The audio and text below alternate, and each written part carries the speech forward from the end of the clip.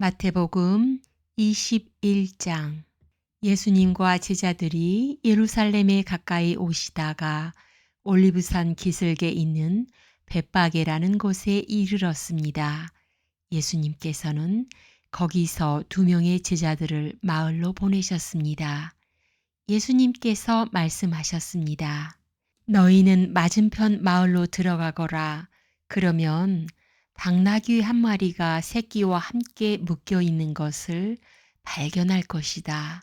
그 당나귀를 풀어서 나에게 가져오너라. 만일 누가 너희에게 무슨 말을 하거든 주님이 필요하시답니다. 라고 하여라. 그러면 즉시 내어줄 것이다. 이것은 예언자가 말한 것을 이루려고 하신 것이었습니다. 시온의 딸에게 말하여라. 보아라, 내 왕이 내게로 오신다. 그는 겸손하여 당나귀를 탔는데 어린 당나귀, 곧 나귀 새끼를 타고 오신다. 2 제자들이 가서 예수님께서 지시하신 그대로 했습니다. 그들은 당나귀와 그 새끼를 데리고 와서 그 등에 자기들의 옷을 깔았습니다. 예수님께서는 그 위에 앉으셨습니다. 수많은 사람들이 자기 옷을 벗어 길에 깔았고 나뭇가지를 잘라 똑같이 했습니다. 예수님의 앞뒤에서 따라가던 사람들이 소리쳤습니다. 다윗의 아들에게 호산나, 주님의 이름으로 오시는 분이 복되도다. 높은 곳에서 호산나. 예수님께서 예루살렘으로 들어가셨을 때 온 도시는 흥분으로 가득 찼습니다. 사람들이 물었습니다. 이 사람이 누구냐? 사람들이 대답했습니다. 이 사람은 갈릴리 나사렛 출신의 예수라는 예언자입니다. 예수님께서 성전에 들어가셨습니다. 예수님께서는 성전에서 사고 파는 사람들을 모두 내쫓으시며 돈 바꾸어 주는 사람들의 책상과 비둘기 파는 사람들의 의자를 둘러 엎으셨습니다. 그리고 사람들에게 말씀하셨습니다. 내 집은 기도하는 집이라 불릴 것이다. 라고 성경에 기록되어 있는데 너희는 오히려 강도들의 소굴로 바꾸어 버렸다. 성전에서 보지 못하는 사람들과 다리를 저는 사람들이 예수님께 오자 예수님께서는 그들을 고쳐주셨습니다. 대제사장들과 율법학자들이 예수님께서 하신 여러 가지 놀라운 일들과 다윗의 자손에게 호산나 라고 외치는 아이들을 보았습니다. 그들은 매우 화가 났습니다. 그래서 예수님께 말했습니다. 이 어린아이들이 말하는 것이 들립니까? 예수님께서 대답하셨습니다. 그렇다. 너희는 성경에서 읽지 못하였느냐? 어린이와 젖먹이들의 입으로 찬양을 준비하셨다. 예수님께서 그곳을 떠나 베단이라는 마을로 가셔서 거기서 밤을 보내셨습니다. 아침이 되어 예수님께서 예루살렘으로 돌아오실 때 몹시 시장하셨습니다. 마침 길 옆에 있는 무화과 나무 한 그루를 보시고 나무 곁으로 다가가셨습니다. 그러나 그 나무에는 잎사귀만 있을 뿐 열매는 보이지 않았습니다. 예수님께서 그 나무를 향해 말씀하셨습니다.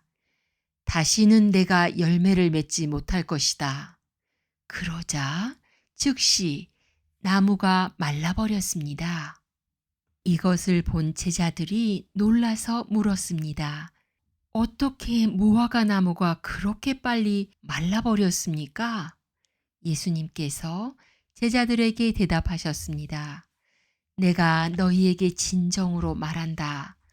너희가 만일 의심하지 않고 믿기만 한다면 내가 이 나무에게 한 것을 너희도 할 수 있다. 그뿐 아니라 이 산더러 산아 들려서 바다에 떨어져라 하고 말하면 이건 역시 그대로 될 것이다. 너희가 믿고 기도로 구하는 것은 모두 받을 것이다. 예수님께서 성전에 오셔서 가르치실 때 대제사장과 백성의 장로들이 와서 물었습니다. 당신은 무슨 권한으로 이런 일을 하는 것이요? 누가 당신에게 이런 권한을 주었소? 예수님께서 이들에게 대답하셨습니다. 나도 너희들에게 한 가지를 묻겠다. 만일 나에게 대답하면 내가 무슨 권한으로 이런 일을 하는지 말해주겠다. 요한의 침례가 하늘로부터 온 것이냐? 아니면 사람에게서 온 것이냐? 제사장들과 장로들이 서로 의논을 하였습니다. 만일 우리가 하늘로부터 왔다고 하면 그러면 어째서 너희는 요한을 믿지 않았느냐? 라고 말할 것이고, 그렇다고 사람에게서 왔다고 하자니 백성들이 두렵구나. 왜냐하면 모든 백성들이 그를 예언자라고 믿고 있기 때문이다. 그래서 그들은 예수님께 대답했습니다. 우리는 알지 못하오. 그러자 예수님께서 말씀하셨습니다.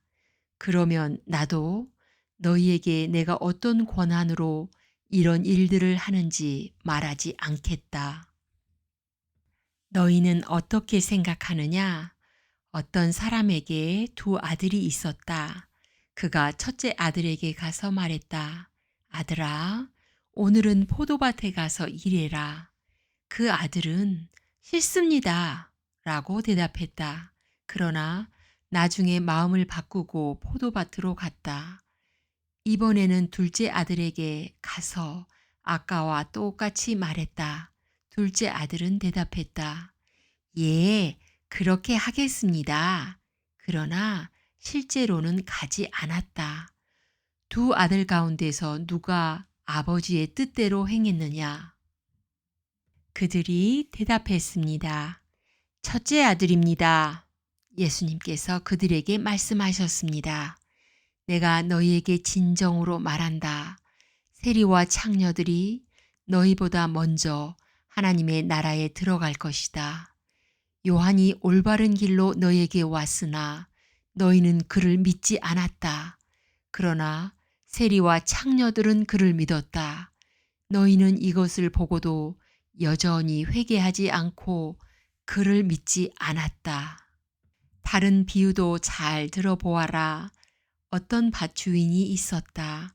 그가 포도밭을 일구고 담장을 두르고 포도즙을 짤 구덩이를 파고 망대를 세웠다. 그리고 포도밭을 농부들에게 빌려주고 여행을 떠났다.